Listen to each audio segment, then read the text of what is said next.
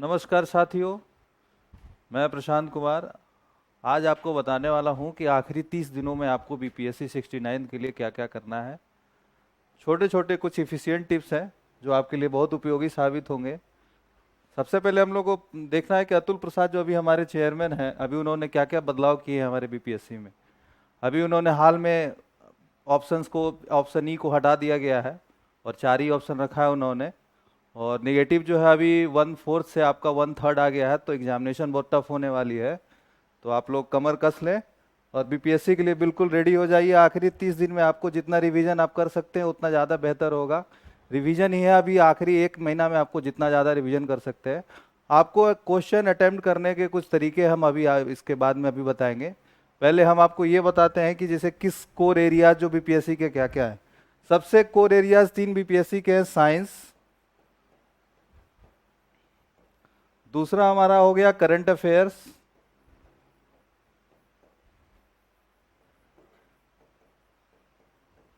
और तीसरा हमारा हो गया मॉडर्न हिस्ट्री।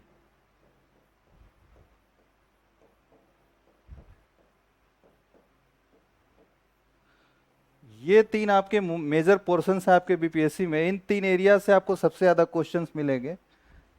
ऑलमोस्ट इसमें से 30 क्वेश्चंस आपके आएंगे, करंट अफेयर से 30 क्वेश्चंस आएंगे, और 25 से 30 के लगभग में आपको मॉडर्न हिस्ट्री से भी क्वेश्चन आएंगे। तो इनका टोटल वेटेज आपका कितना बन जाता है? 90 क्वेश्चंस के आसपास। साथियों, 90 क्वेश्चंस बहुत ज़्यादा क्वेश्चंस होते हैं। अगर इतना आपने सही सही कर लिया तो आपका प्री में रिजल्ट इंश्योर हो जाएगा।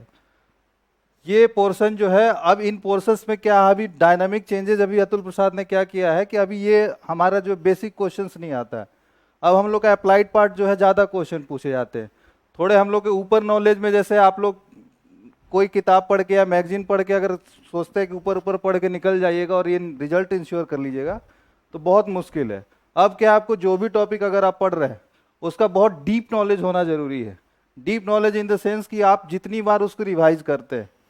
नॉलेज क्या आता है, हर कोई पढ़ता, हर कोई तैयारी करता है, लेकिन उसको ज़्यादा इफिशियंसी के साथ याद कैसे रहेगा?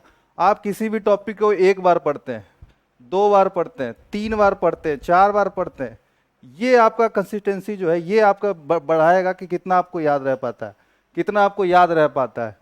एक गलती और आप लोग सबसे ज़्यादा करते हैं कि कोई भी सेक्शन आप पढ़े, आज आपने साइंस पढ़ लिया, फिर आज आपने दोस्तों के साथ इसके बारे में डिस्कशन कर लिया, और इसके बाद ही आपने साइंस से जुड़े हुए सारे क्वेश्चन आपने जो है इसके प्रैक्टिस सेट लगा लिए।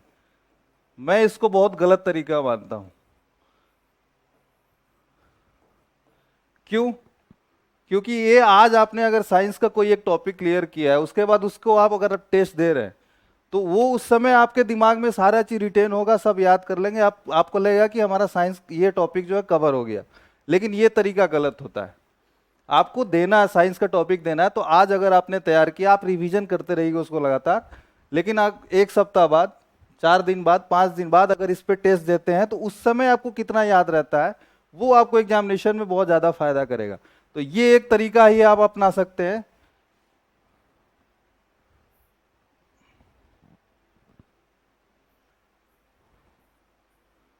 दूसरा तरीका क्या है कि ग्रुप स्टडी अगर आप लोग करते हैं, अगर 3-4 लोगों का, आप लोग दोस्तों का अच्छा ग्रुप है, तो आप बहुत बेहतरीन तरीके से कोई टॉपिक तैयार कीजिए, एक आदमी क्वेश्चन पूछेगा, वो तो एक ग्रुप स्टडी का तरीका। लेकिन अगर आप सेल्फ स्टडी करते हैं, उसके लिए कुछ आंसर्स आप जब सेट बनाते हैं तो उसको कैसे बनाते हैं वो हम आपको बता देते हैं। जैसे आपके एक एक दो तीन चार, 4 ऑप्शन आपके अगर मिलते हैं, तो इसमें से आपको सबसे पहले कम से कम आप आंसर ऑप्शन देखो ही मत। क्वेश्चन आपका सबसे पहले आता, पहले क्या कीजिएगा, जितने 120-150 क्वेश्चन है, जितने क्वेश्चन आपको एफर्मेटिव एकदम जिसमें कोई डाउट नहीं है, आपको सबसे पहले वो क्लियर कर लेना है। सारे क्वेश्चन आपको शुरुआत में बना लेना, जितने आपके 70-80 जो भी बनने हैं वो आप बना लेंगे। उसके बाद से नेक्स्ट राउंड में क्या करना है, आपको फिर उन ऑप्शंस को देखना जिसमें आप एक भी ऑप्शन एलिमिनेट कर पा रहे हो। 4 ऑप्शन है, इनमें से अगर एक भी ऑप्शन को आप एलिमिनेट कर लेते हैं, उन चीजों को अटेम्प्ट जरूर करें आप। उससे क्या होगा कि जिसे आपकी प्रोबेबिलिटी बढ़ेगी। अब जैसे निगेटिव मार्किंग 1/3 है, तो आपको जैसे कट ऑफ पिछली बार 91 था, तो इस बार भी कट ऑफ इसी के आसपास रहने की उम्मीद है। अगर आपने अटेम्प्ट ही 90 किया है, 95 किया है। तो ऐसा कोई नहीं है, मुझे नहीं लगता कि कितना भी जानकार आदमी हो वो सारे के सारे सही ऐसे नहीं कर सकता। फिर आपका निगेटिव काटने के बाद से वो फिर आपका वो माइनस में चला जाएगा, फिर आपका रिजल्ट नहीं होगा। तो आपको मैक्सिमम अटेम्प्ट करना है, मैक्स जितना आप अटेम्प्ट कर सकते हैं, लेकिन उसके लिए ये नहीं कि जो आपको नहीं आते हैं वो भी आपने अटेम्प्ट कर लिया। मैक्सिमम अटेम्प्ट का मतलब कि आपको जैसे बताया कि पहले जितने अफर्मेटिव आपको एकदम श्योर शॉट आते हैं, आंख मूंद के जिसके आते हैं कि हाँ एकदम कंफर्म है कि ये इसका सही है, वो आपको सही कर लेने हैं। दूसरी बार में आपको क्या करना है कि एक भी ऑप्शन अगर आप एलिमिनेट कर पाते हो, एक भी ऑप्शन, तो वो उन क्वेश्चंस को देखता है कि हाँ इसमें से एलिमिनेट कर पा रहे हो, उन क्वेश्चन को आप अटेम्प्ट कर लीजिए। अब जिसमें से बिल्कुल भी जो क्वेश्चन आपको नहीं आता हो, जो कभी आपने सुना ही ना हो, कभी पढ़ा ही ना हो, उन क्वेश्चन को आपको बिल्कुल अटेम्प्ट नहीं करना है, बिल्कुल उन क्वेश्चन को छूना ही नहीं है। और लास्ट में आप टाइम फिर से एक बार रिवाइज करते हैं कि जिन क्वेश्चन में हमने ए अटेम्प्ट किया, ये 70 से 80, इनमें से कितने क्वेश्चन हमारे जो है ऐसे हैं जिनका हमने ऑप्शन जो है अपना गलत हमने सोच लिया।